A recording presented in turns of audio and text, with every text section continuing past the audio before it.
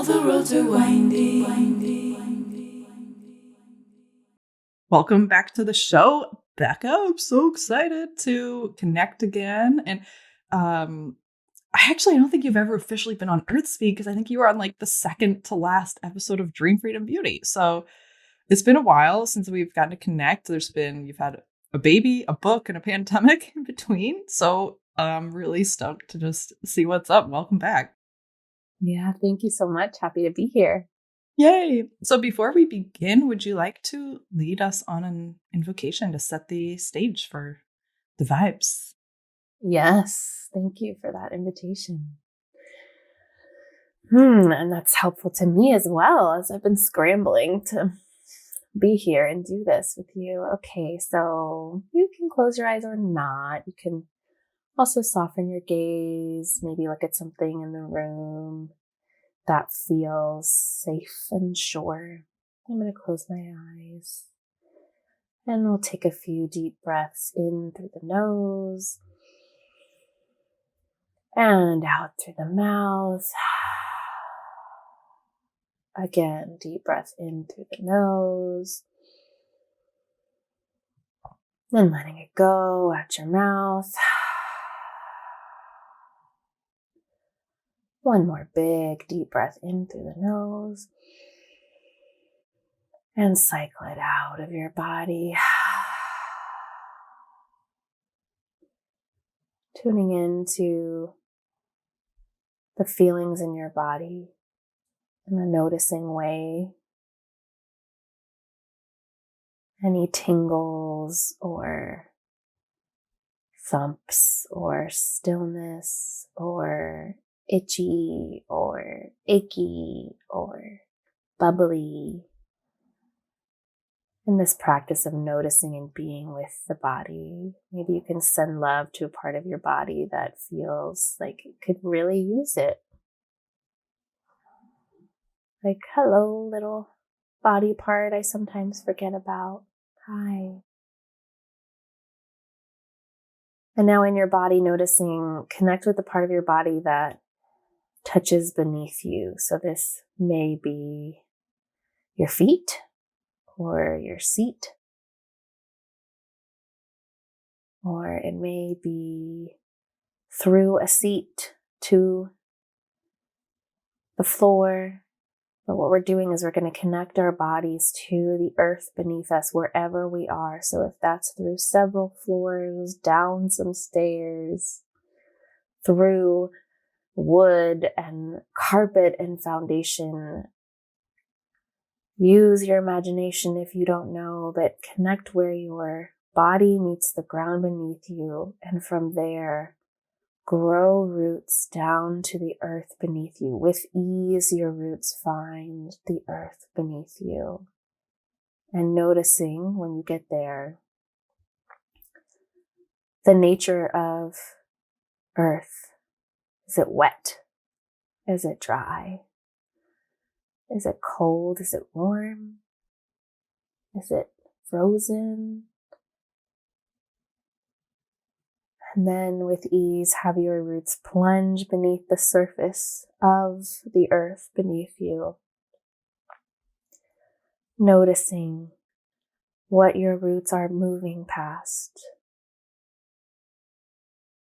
So other root systems, sleeping critters, busy critters, and crawly things, stones, bones, clay, mycelium,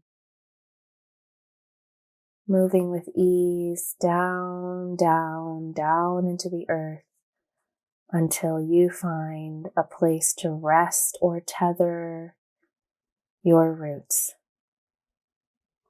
Don't overthink it. If you've lost me, come back into a place of, I am seated here and my roots are in the earth. It's all good.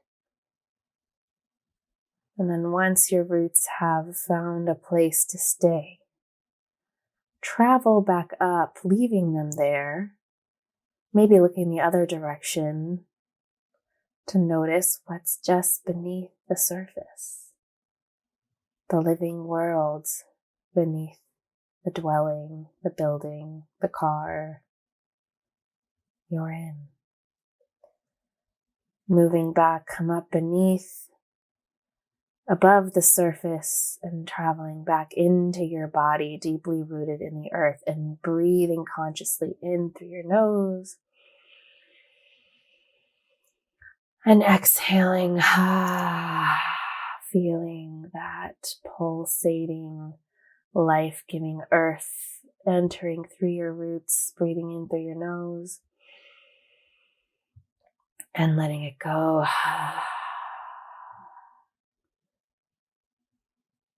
And finding a moment of stillness to feel yourself. We're so up and out to remember that you can go down and in at any moment.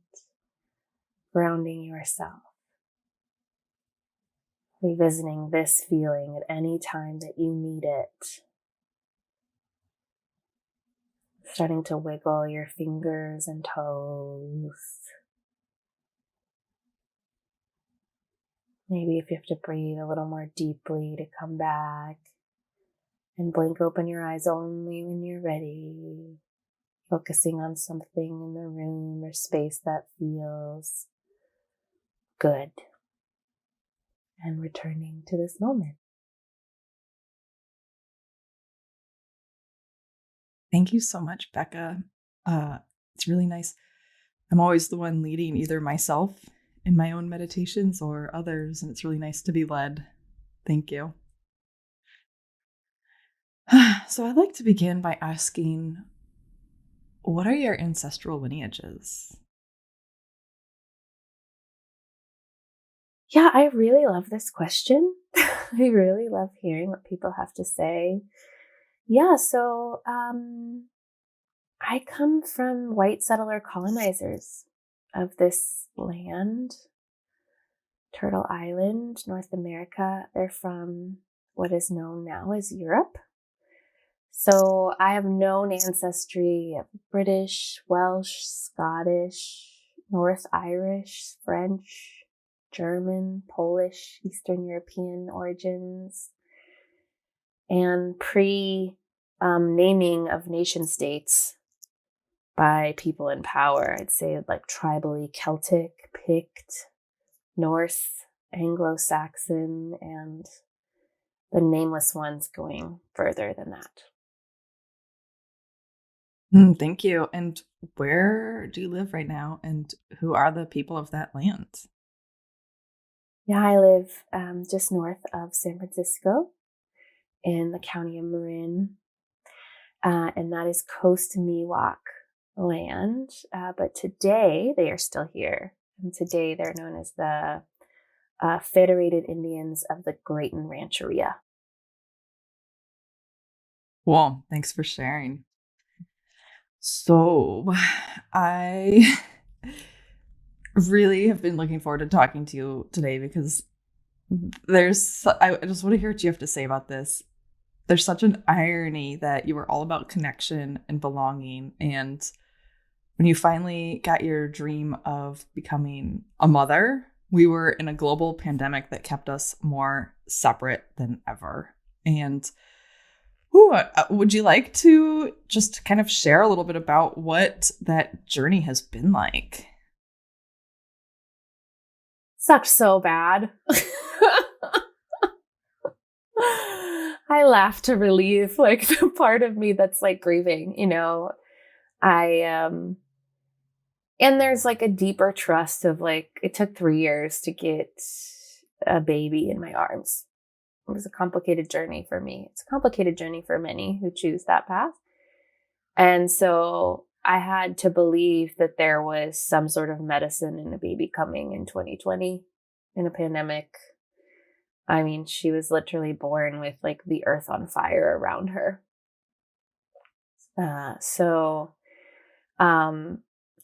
Yeah. At the same time I was pregnant, I was writing this book, Root and Ritual. And I just remember thinking, the book is divided into 4 sections, and one of the sections is community. And I really emphasized that like humans are communal creatures and we were meant to be together. That is how we survive, is together. And there's so much about modern capitalism and individualism and this like emphasis on the nuclear family, single family living that I am living, by the way, that has set us up to feel lonely and disconnected. And then you add on social media and we really feel like we're doing it wrong. But I also felt like in that moment I was writing that chapter, that section, I was feeling the most lonely, the most disconnected, to be in this time that I had always envisioned, like people around me rubbing my belly, supporting me, encouraging me, sharing their wisdom. And they were doing it over text, but it just wasn't the same. I was pissed. I felt robbed. And I can see now how it just fueled this deeper mission that I have, in this like waning pandemic times of being like, okay, we got to be in community and we got to have hard conversations, and we got to advocate for what we need, because it illuminated how much I can't just rely on a fractured system to relieve my, bone deep ache of loneliness. That was, I was set up to feel that way. We were all set up to feel that way. So yeah, pandemic pregnancy was deep medicine for what I hope to be the rest of my life of cultivating deep community care in my life and for my child's life. Thanks for sharing. Yeah. And I appreciate how you share so honestly and vulnerably too. Like you were pissed, like that. It's the real feelings of like just, and the grief. I can't even imagine, I'm not a mother, but I can't even imagine like just having a child and being a new parent and being just so isolated and just, even in like non-pandemic times, that's so often what happens for people, but especially in pandemic times. And wow, I'm excited that it stoked your fire though for what you do, because we really do, we sing a lot of similar songs here of, community and connection is like the balm of the freaking world. It's like, we need this. And in this time you mentioned you've also written a book, which is beautiful. I love the illustrations. I love the words and messages and shares and rituals and prompts. And so Root and Ritual. And in this book, your whole thing, this is what I've observed. And you state this, so please correct me if I'm wrong though, but I've observed, you're all about belonging, and this belonging is on the foundations of connection to self, community, ancestors, and land. And so this is what you've written about. You've written about, kind of the context of why we are disconnected from these and ways we might look within and connect outwardly as well to reweave these connections. So I know that you probably have so much to say about this and you have a whole book about it. So I think really what I would love to hear is like, in this process, this is something you've been immersed in for years. Like this is your message. This is like this is what you carry, your medicine. I'm so curious to hear, in the process of writing this book, is there anything that really surprised you about what you learned or uncovered, either about what you thought you knew or about your own experience within these topics? Or was it all pretty much like confirmation of like, yeah, just going deeper?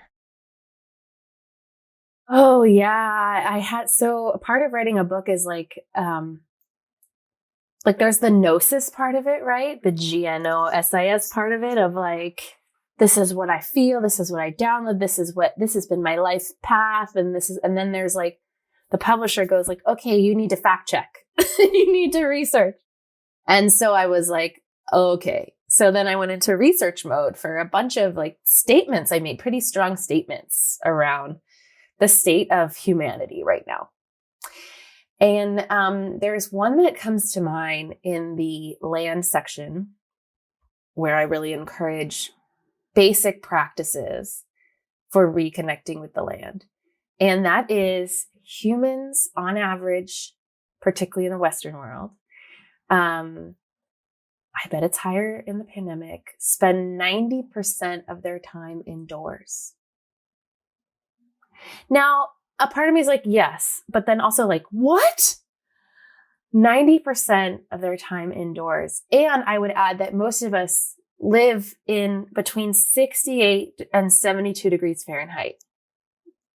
Convert that to Celsius, folks, in Celsius regions.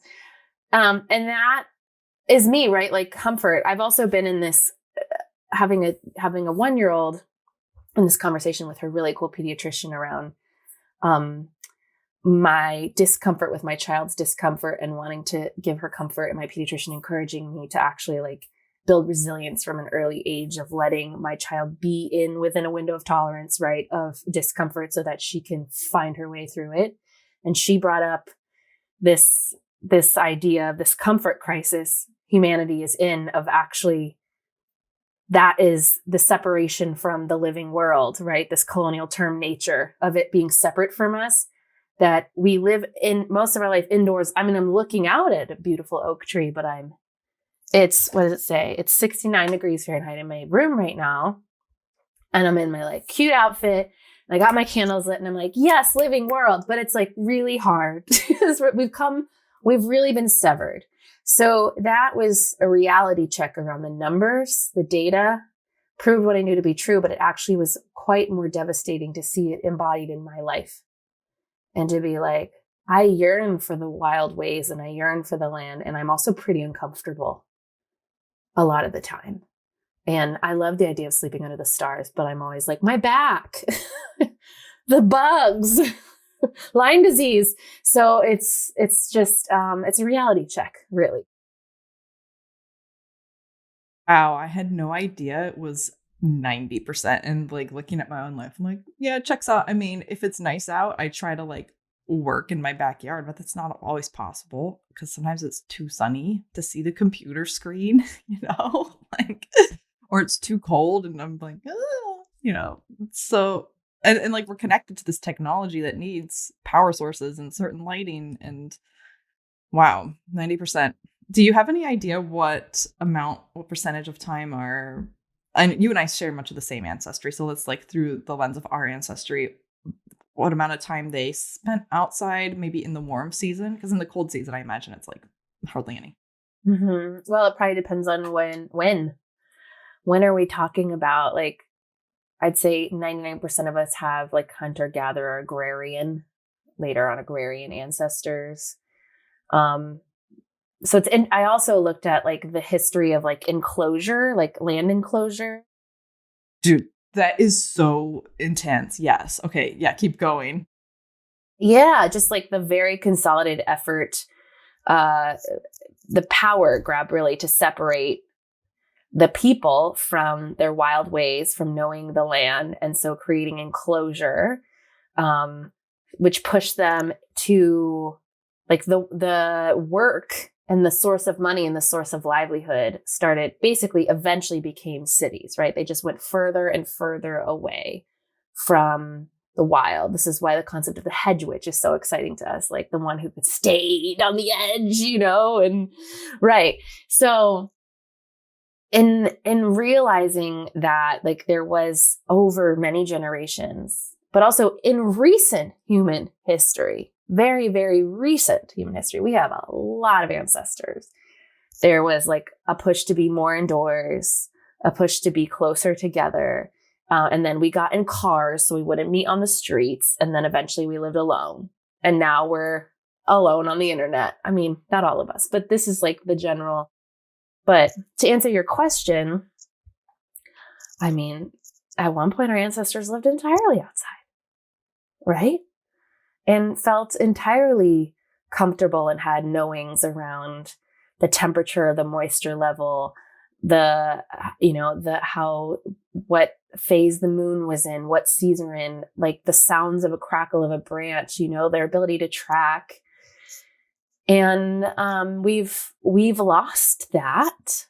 And in many ways, like we have benefited from the modernization, right? We're living longer, and I can talk to you on the internet and I literally would have never met you otherwise. So I always like to Like, I'm not an off-grid living gal.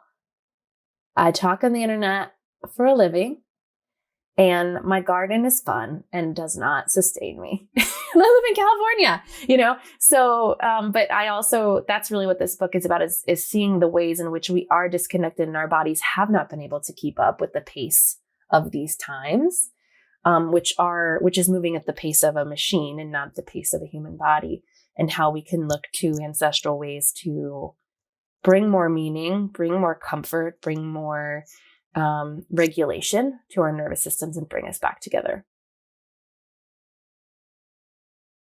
Yes, totally. And in your book, you say we're not built for the way things are today. And like, never have I heard a truer statement. It's like and you talk more about like, how for most of our evolution, we have lived outdoors and we haven't, this is just where we are now, is just the like tiniest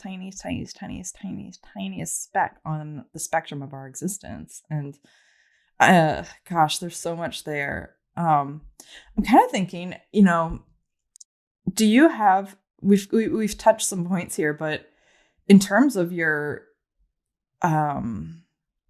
perspectives on belonging and the 4 pillars upon which your approach to belonging stands, or I don't know if you have a better way you like to say it than pillars. I'd love to hear that. But do you have kind of overview for people who are maybe like, okay, how do you weave together this, this disconnection that we've kind of talked about, and then with belonging, and why do these parts matter? I know it's kind of a big question, but I imagine you probably have some like succinct way that you say it. I don't know. No need to be succinct either.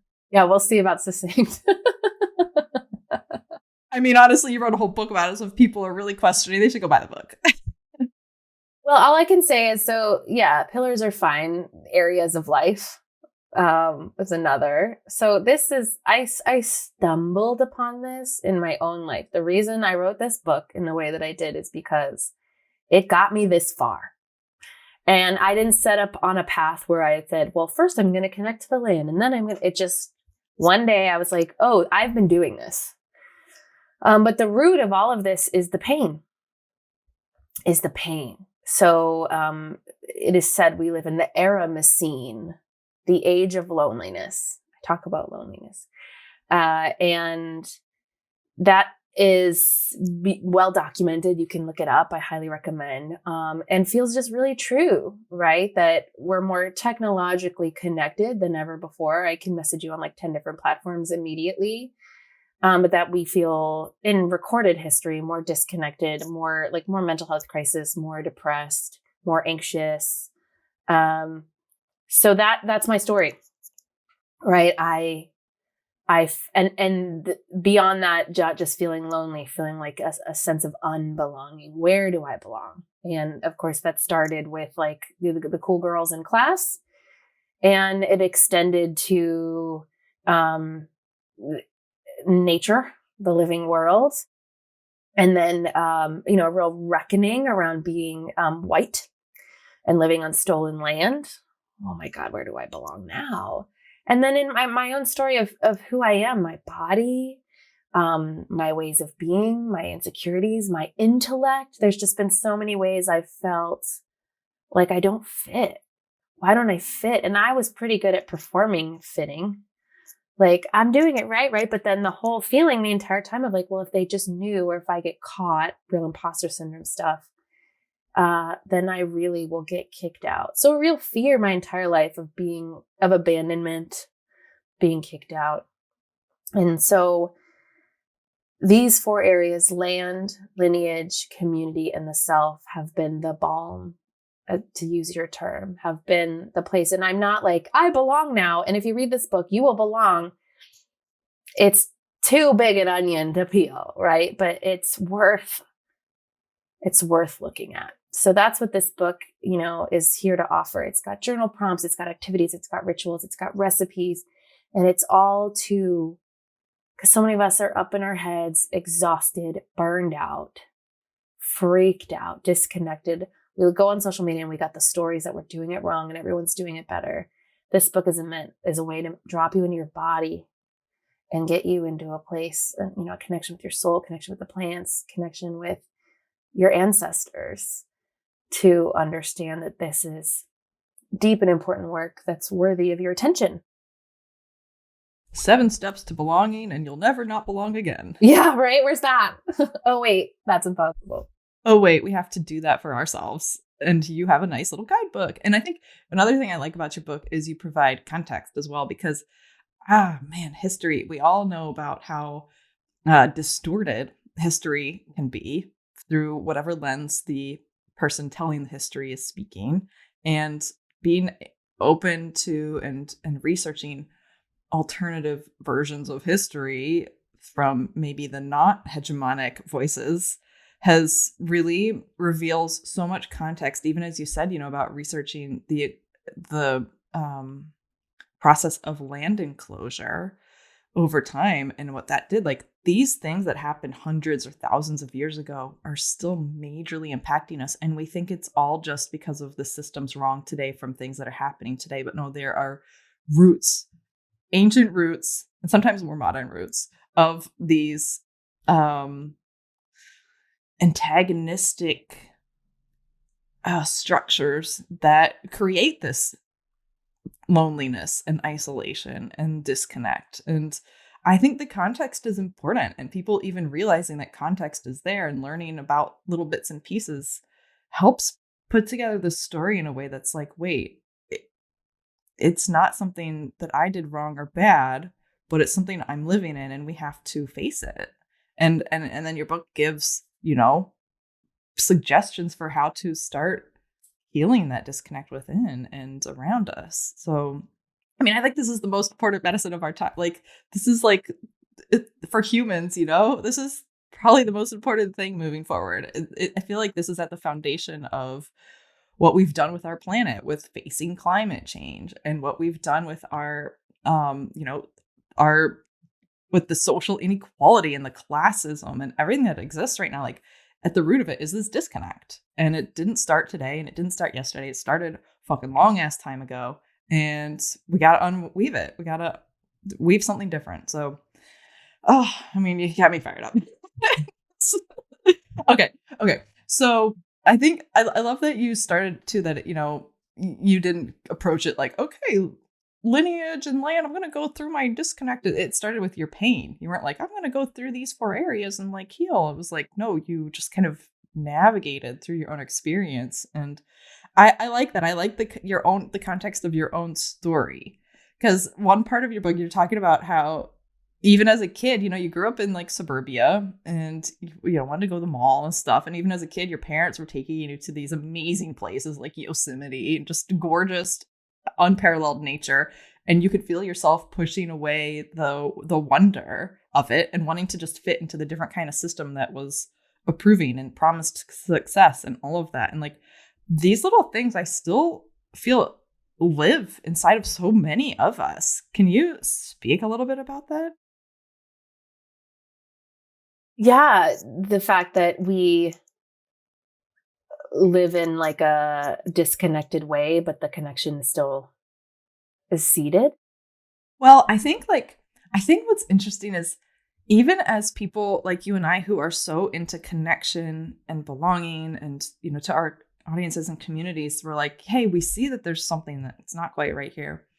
But we also have this, we have to survive in this world, and we have to like pay the bills, and we have to like succumb to the system in certain ways.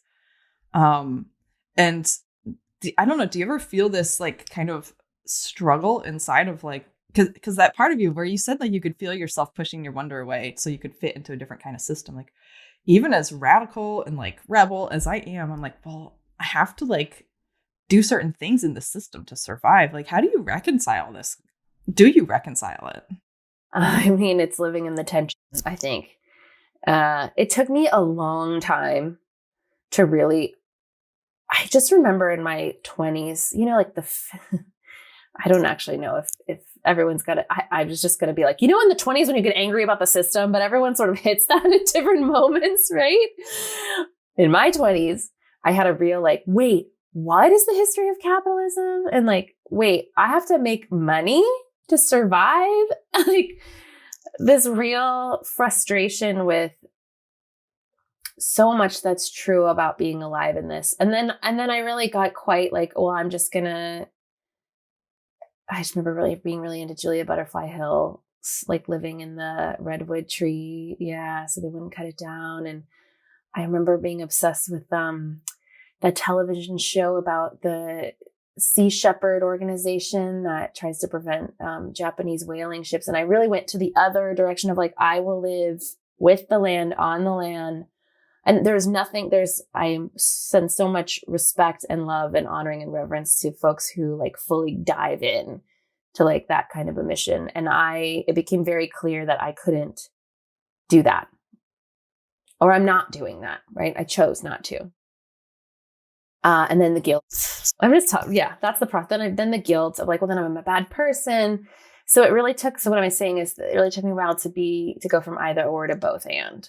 It took me a long time, and I still get caught in that binary thinking, which is a result of this historical severing that worked its way down our ancestors, hearts and minds and blood to live in our system. And it's the water we're swimming in, right? Is like, you're either good or bad. So I'm now in this mentality of like, I recognize how harmful these systems are, and I have to play the game, right? And so it's tenuous, there's tension in it. And at times I can fully like fall asleep or like feel the amnesia overtake me when I like just go nuts on a shopping spree or whatever it is, right? Like, I guess I live in a gray area because I believe that's how we can do it, and like, before we pressed record, you and I were talking about like house pricing and all this stuff. And it's like, yeah, and of course we want to live on a yurt in the community that pays tribute to the town witch and all that stuff, right? But we're not. So there's an accessibility I actually feel is really important here, because a lot of us, based on circumstance and privilege and all this, it cannot fully unsubscribe from this reality. It's hard. Some people can. I'm very interested in the ones who can. I always want to know more about it. I'm very obsessed with land-based communities and how not to create a cult.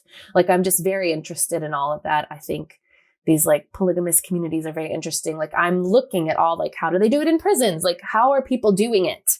But ultimately this book and my reality is like, how can those of us who are like swimming in this thick sludge of a system and like going to Starbucks and shopping at Target at times, like, how can we bring more awareness and more shift to this? Because I know I'm a mother, I have a child, and I'm just like, you're going to live in a different reality than I am. So I can be in this reality, but I also want to move my energy towards a new one. And so, yeah, it's playing the long game, right? And it's going slow to go fast, but that's how I'm doing it. I think that's the most sustainable way to do it, because I worry about burnout in these folks who just go whole hog. It's a problem.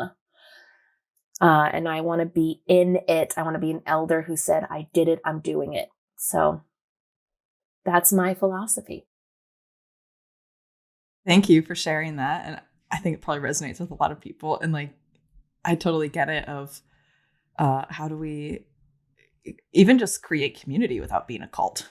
This has been a constant thing on my mind, because basically my whole business is like community. And then it's like, okay, but I'm not like a guru, like, oh yeah, like, right. Do you feel that? Yeah. Yep.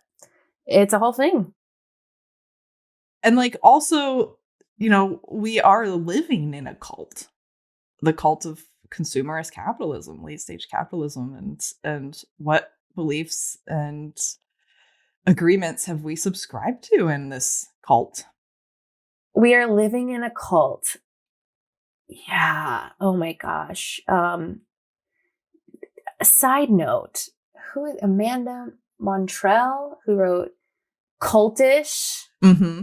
And she has a podcast. Is it called Sounds Like a Cult or something like that? I've never listened to it, but I'll check it out. Yeah, I haven't either, but I started following her on Instagram and I was like, cool. Yeah, that book has really shifted my mindset around like how, and I think this is rooted in unbelonging, right? This is rooted in this, what I call the severing. So many of us are so severed from a feeling of connection with each other, a feeling of spiritual purpose, a feeling of, particularly almost all of us, but not all of us, have these like really complicated immigrant pasts. And there's harm, and there's so much, coming up around social justice and a real reckoning. And so that really shines a light on how unrooted we are. And I think cults come of that. Like, I think cults, because we're desperate. I mean, as someone who was like really into Soul Cycle for a hot minute and really into CrossFit, like, which this author like relates to like the language being that of a cult mentality of having their own language. And like, it did feel good. It felt great. And it never got problematic for me. So I'm interested in this as like a parallel line that's not in my book. There's not like how to not get in a cult, but I'm really interested in that because I also see in this time of pandemic upheaval, like this upswing and like QAnon and all these areas where folks are really gravitating to spaces where I think they can feel some semblance of like a tether to something, because it's really disorienting to really realize the water we're swimming in, to keep that metaphor going. And I think I'm trying to offer a different path from joining a cult. Yeah, and that book, I recommend it to listeners, Cultish, because it's so illuminating about how to recognize healthy and unhealthy belonging in anything you're attracted to. I think it was really cool. It was kind of amazing. It's also kind of scary because it could be a handbook for someone who wants to start a cult, like how to do it. I thought that too. Right. And so many parallels with marketing. It's like, whoa. Marketing. Oh yeah. Huge reality check. Oh my gosh. We could do a whole other podcast on like ethical marketing now. I know, right? Yeah, but I mean, you and I are in a spiritual planty world, right? And there is a language, like a way of speaking that you and I like vibe on. And I've had people be like, I would love to be in your spaces, Becca, but like, I don't understand what you're saying. Like, and therefore I feel like I don't belong. And I'm like, whoa. Okay. Thank you for saying that. Like, you can say anything. You can say anything here. But it's just like a natural thing we as humans do as we create these like vocabularies for connection. So I'm always aware of that, or I'm not always aware, but I'm trying to always be aware of that and be aware of anything where if you don't do the right thing, you're out. That's another one. Anyways, we're off on cults now, but cults and but I think it's like the shadow side of belonging. Not belonging as your like brand message and image, but just like in general of like giving up your sovereignty and your agency. And I think in the book Cultish, I think everyone needs to read Rebecca's book, Root and Ritual, and then also read Cultish, and then you'll have a really good grasp on like, how to safely navigate belonging and not getting swept up into handing over your power. Because you're welcome, Amanda, for the free shout out. Okay. All right. I think I love this cult conversation. Maybe we'll have to talk about it more at some point. But I want to get back to what you're into too. And there's so much. I love your book. It was great. And I love what you do. So there's little specific things in your book that I liked that you kind of picked out. Because I think if anyone wants like more broad sweeping kind of overviews of what you do and what you offer, first of all, I think they probably kind of get it, just because if they're listening to this podcast, they're probably already have their finger on the pulse of this kind of general idea in life. And I'm just going to say, y'all go listen to Becca's podcast, Belonging, because she talks all about it. So there, and then read the book. And also, Becca, you're welcome to share any more sort of like broad sweeping stuff. But I think there's like little specific points in your book that really stuck out to me. So here's one. Okay. I hear people speaking of ancestry, I so often hear people either scared of ancestral healing and connection or unsure about it because they don't know who their ancestors are, or scared of it because the ancestors that they know of are like not healthy people and they don't want to connect with them. But you share something that I think everyone needs to freaking understand. Because ancestral healing is not in relation only to your most recent ancestors or those who you know or knew of or can even name in lineage and land based. You share that we each have around 1 billion ancestors from the past 750 years. That's it. Like, how many billions do we have in all of time? And 750 years is like not that long ago, honestly. So can you just kind of, what have you noticed in people's kind of resistance and objections to ancestral healing, and how this kind of illuminates like just how different it is than our modern conception might be? Yeah. So this is a really common one, which means it's really up for a lot of people. So I'm grateful for this. Most of us, when we hear ancestors, we think genealogy. And I mean, I'm super down with genealogy. I can nerd out. I have like a pro account on ancestry.com. I'm the one in my family who's like collecting the bones, right? And that can only go so far, right? A lot of it has to do with written record, which is a privilege, often goes to the white folk. And right, like you said, some people are like, those people were traumatic and abusive, or I'm adopted, or, I'm Black or Indigenous person of color. And it's just like, it stops. Like, I don't have, so there's just so many reasons why that just people are just like, no, that's impossible for me. It doesn't feel safe, whatever it is. And I just so get that. But right, what you said is we have billions of ancestors. You just think about like how it works. Like, it splits off to 2 people, it splits off to 4 people, and it just goes and goes and goes and goes and goes. There's like a meme going around Instagram right now called Ancestral Math that sort of explains that. That is just like very clear. And it's beyond our brain's ability to really understand. Like, that's a lot of people. And they all lived so that we could live, right? They were alive. Yeah, mind blown. And now we are alive.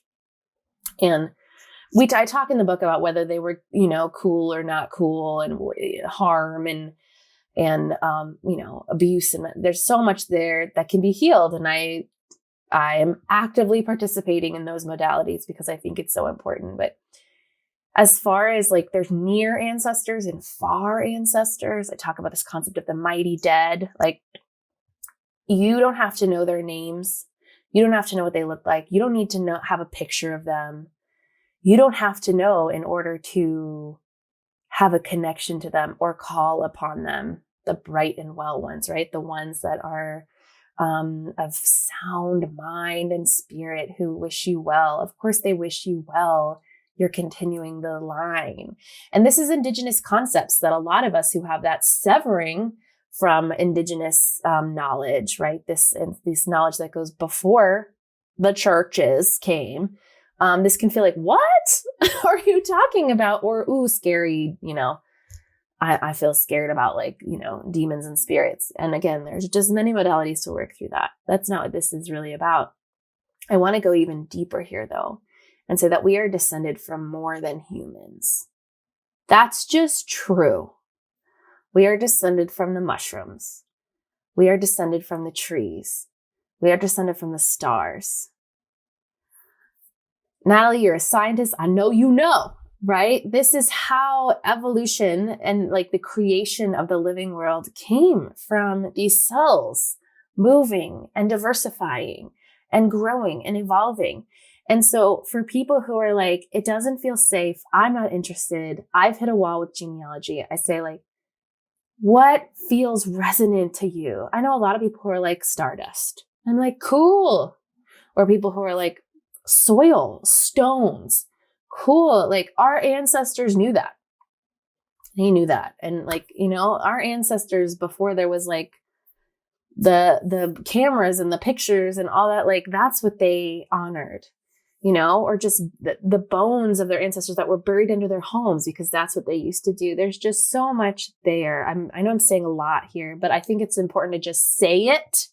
And then whatever is going to resonate is going to just, you're listening right now and you're like, there it is. There it is for me. There's just a long history before people wrote things down.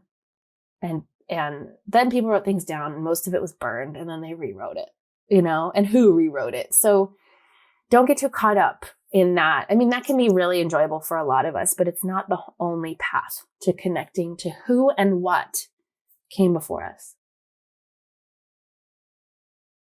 Heck yeah, I love that. Thank you. Oh my gosh. I really hope this helped illuminate a blockage or dark spot for someone who was maybe struggling with connecting ancestrally, because there is so much there. And I love that we are descended from the more than humans. It is like, truly, yeah, one of the great beauties and mysteries of our existence.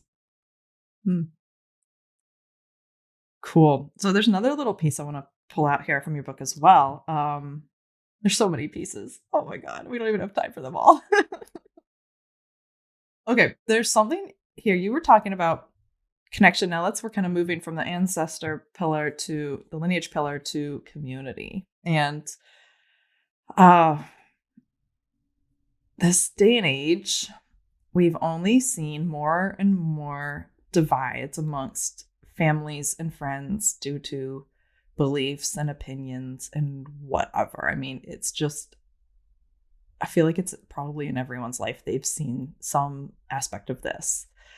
And so you say in your book, and another part of what I'm about to share too, a little context, is like, sometimes ending a friendship is what has to happen, or ending a relationship is what has to happen.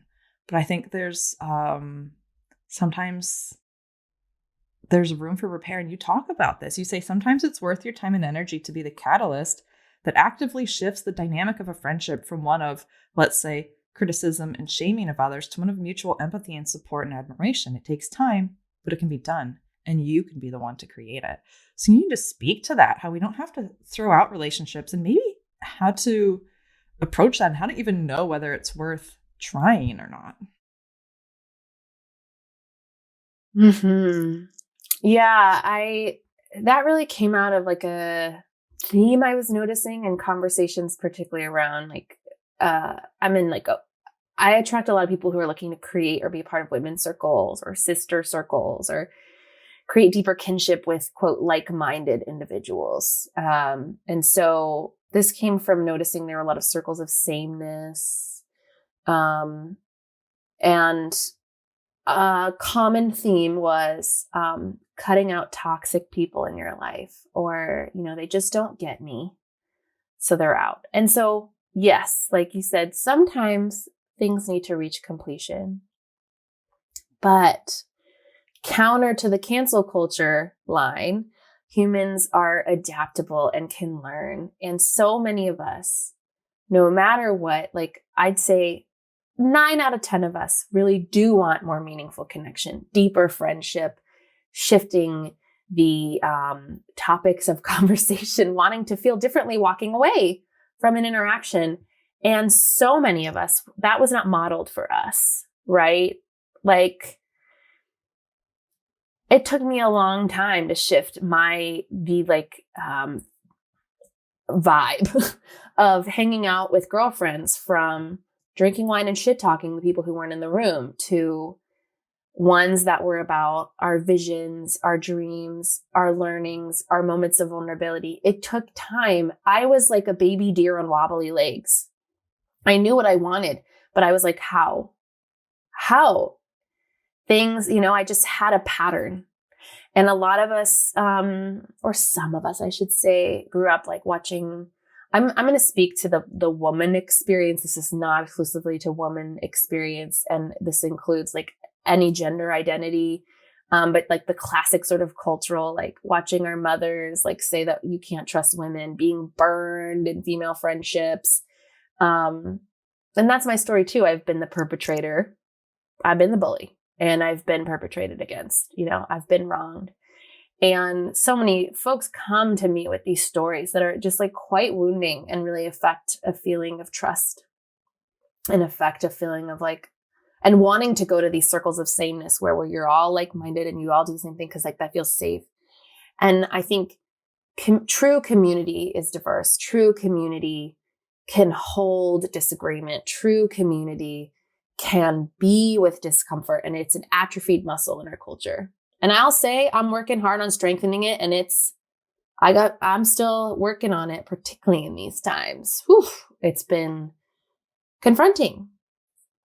So what I say to people who are like, I need new friends and all the ones have got to go, is I say, well, don't count out the fact that like these people can evolve just like you're evolving. These people can, like, it takes time and devotion, right? But like I have had friendships that were once one way and are another now. And it took vulnerability, which is like a scary high dive you got to jump off of. But I just have never met a person, even the most cynical, who have said like they didn't want more meaningful community connection and friendship. So again, if it's unhealthy and if it's not shifting, or if there's been harm that cannot be repaired, bye. Bless them and move on. And let's make space for the opportunity to evolve our relationships, because human beings are vast and have the ability to grow and learn. And this is what I want for all of us. Thank you. Yeah. I mean, I feel like that probably resonates for a lot of people, and certainly for myself as well. Like I too had to learn how to be in relationship and not just be in some semblance of relationship, whatever it was, to actually connect and be vulnerable. And it's a journey. It's a real journey, but it's worth it. Totally worth it. Oh, cool. Thank you for that. I hope that lands for someone who's maybe in a place of wondering, what to do with this life that suddenly doesn't seem to fit them. So I think I want to shift a little bit away from the book, but everything you talk about in the book is a thread through which, runs through your life. So I'm sure we'll still touch on these themes, but I'm curious, you share on your podcast about your experience, having a kid, and I'd love to talk about a little bit, if you're willing, if you're open to some questions about that. Yeah, for sure. Yeah. So I'm so curious, before you got pregnant, you really wanted to be a mom. Like I remember talking about this, and this was like it was a huge desire. Like there was the spark of your child's eye was in your heart, and it was wanting to come through. And I'm curious, like on the other side of motherhood now, what are some of the ways that you thought it was going to be that it totally wasn't? And then what are some, and that goes for both like kind of positive and negative or whatever. I don't know how you want to frame that, but like things that you thought were going to be amazing that just didn't happen, or things that you thought were going to be terrible that weren't that bad.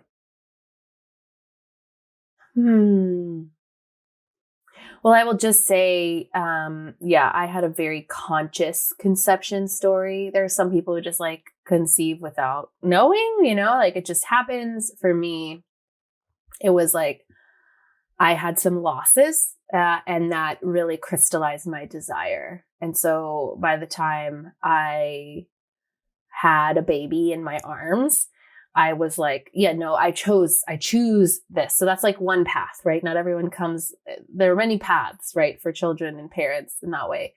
And so in that way, I felt like I had to be grateful and couldn't complain about how hard it was. So I wanted this baby so bad, and took us, a long time. And then I had this like really amazing, hard, incredible birth. And then I didn't sleep for 2 months straight and was like in a constant trauma response. Like I'm still like trying to figure out what that was. And I think it's probably birth related and also fires related, because in the weeks leading up to her birth, we had this like freak lightning storm that lit fires all over. Remember that? Yeah. And then it just burned and burned and burned. And in general, living here in California in the last 5 years has created quite a anxiety around, like 5 months of the year. And so that played into it. And then I also had like a 2-day birth, no sleep. And I thought that was going to be like,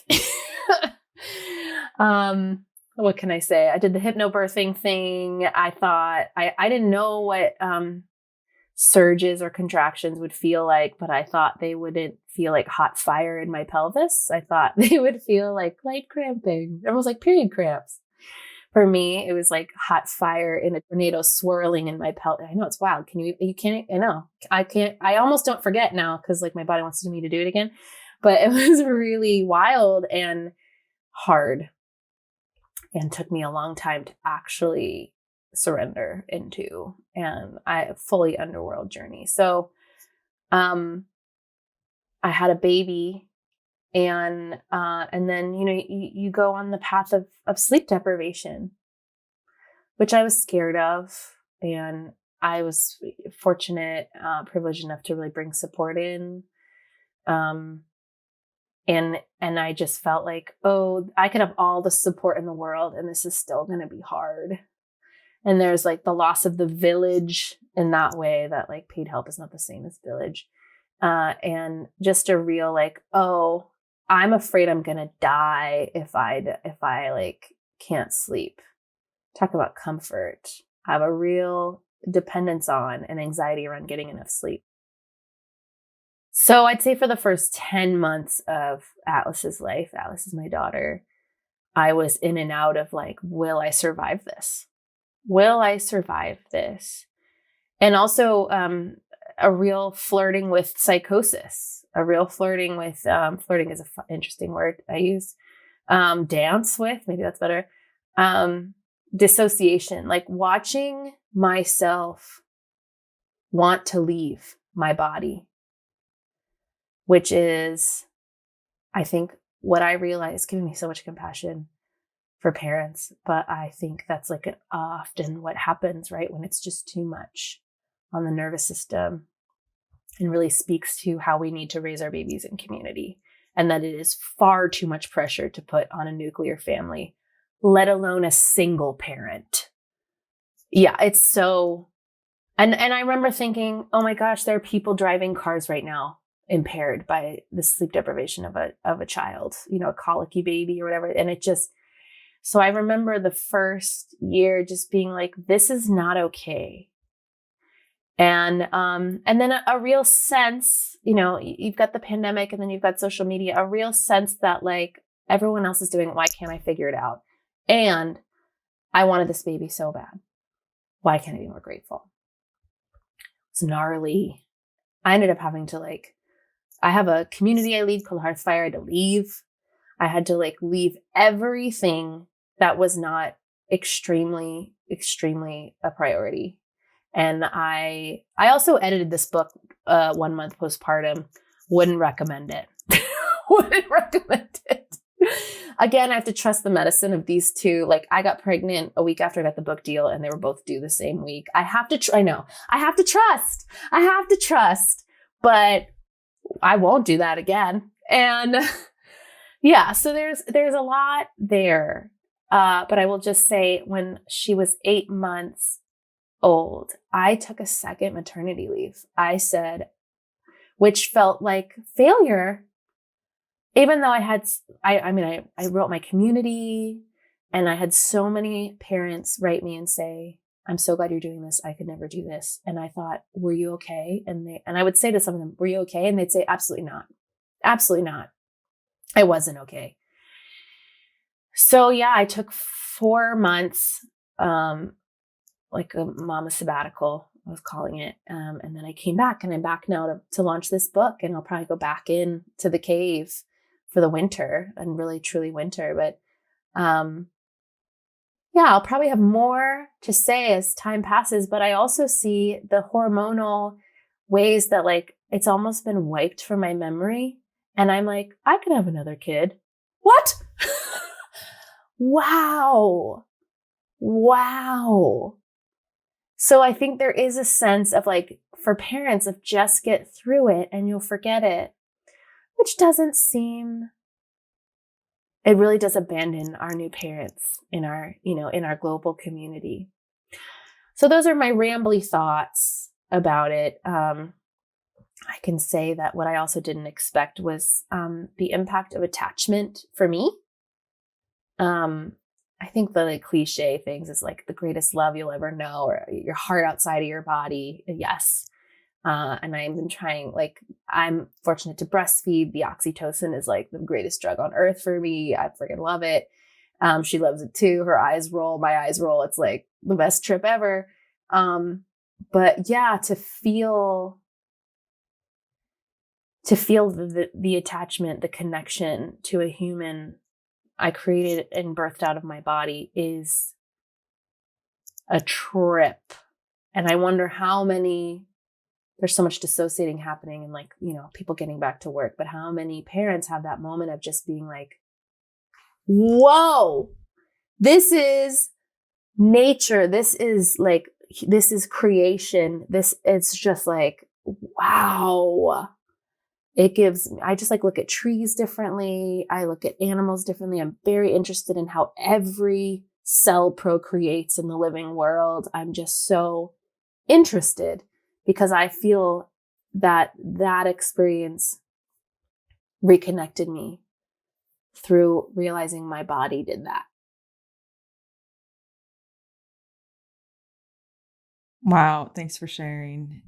This, I think so much of the rhetoric around parenting and especially motherhood, at least, we're both children of the 80s. So like, at least in the time frame that we grew up in, was just about like this, like happy housewifey or like a successful businesswoman mom vibe, and just like nothing about the kind of struggles that you've shared here. And more in the past few years, as so many of my friends and community have been having children and they talk about it, like, wow, this stuff needs to be shared. Like these bubbles of perception need to be popped. And I'm sure like some people probably do have just like blissful whatever, like great, that's awesome. But it's not all the like, it's not there. I love that you've shared it's the oxytocin trip is amazing, but then it's also like, whoa, like the sleep deprivation is real. And then the power of our hormones. I mean, it's mind-blowing. It's really mind-blowing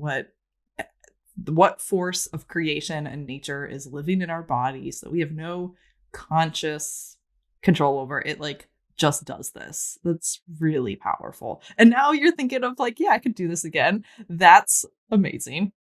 Actually, I'm not. No, my body wants to. I'm good. Your conscious control comes in and says contraception. Yes, exactly. I just want to say one thing before we move on is I actually think one of the pieces here around you saying like we really need to talk about this more. We need to hear about this more, particularly folks who have decided not to have children or can't. Right? There's like a real separating of those worlds, and I think actually like people do try to tell the truth about what's going on, and it's quite repelling. I think it's related to our death phobia and like sickness phobia of our society to be with like the gnarliness of life. Like I remember, as soon as I had a baby, I texted all my friends with babies before me and I was like, I'm so sorry. I was not there for you more. I'm so sorry I didn't listen more. And they were like, yeah, it's part of the deal. Thank you. You're going to be awesome now. Right. But I remember about 2 years before I had my baby, I had a dear friend really share openly her agony. And I just remember being a little bit repulsed, a little bit like, get it together. Like, this is uncomfortable. Your need, your messiness.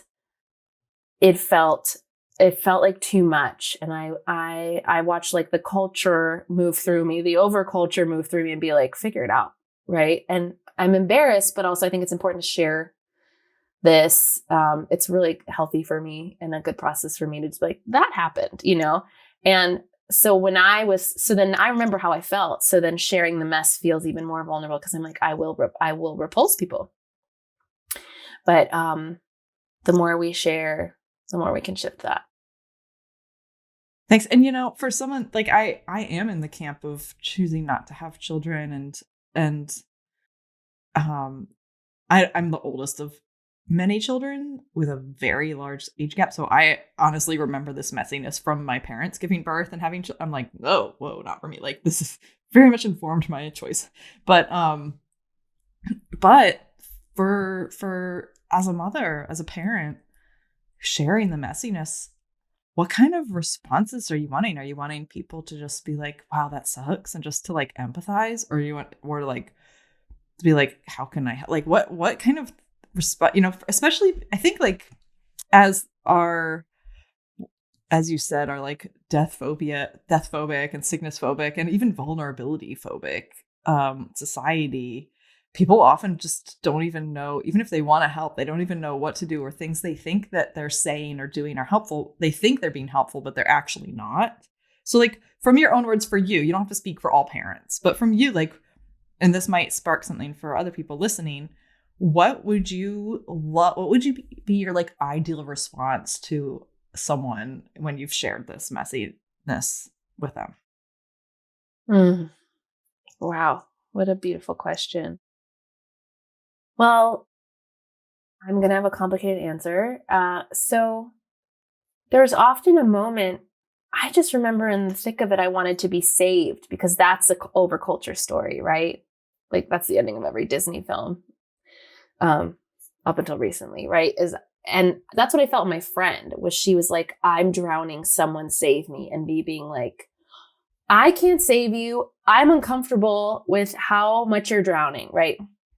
So it can be hard for someone like if I'm talking to you from the mess, it can be really hard for you, I acknowledge, to hear me say, save me. And you being like, I can't. I got to put my oxygen mask on. Like, I can't. So there's that.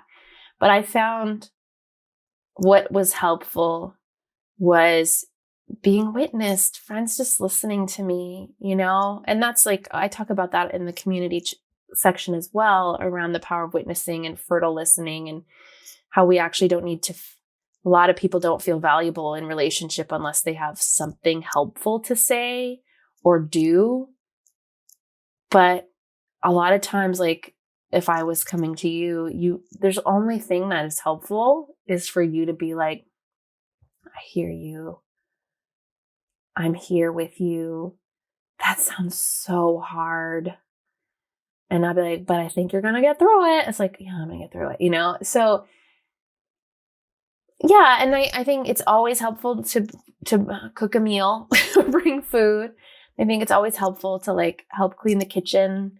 There's like things, and these lists are going around of like what you can actually do for a new parent besides just like hold the baby and take selfies. I'm talking to you grandparents, but yeah, calling them out. But like, if, you and I are friends, so more than anything, I would love for you to come and sit on the couch like while I cry, and just because so many of us feel alone. So if I can just feel like I'm not alone, or say like, is there anything I can give you in this moment that would feel helpful? And if it's no, then that's okay. That's my thought now. But yeah, there's like a being with the messy is hard for both parties, right? Like, I'm unhappy and I'm stressed and I'm a mess and I don't know what I need, but this sucks. Like, can we just tell the truth around that and be with it? I love that. Thanks for sharing that. Mm-hmm. Wow. Well, what do you offer and where can people find you? It's over, you mean? Dang. Not forever, just this one. We'll talk again. That's a nice response.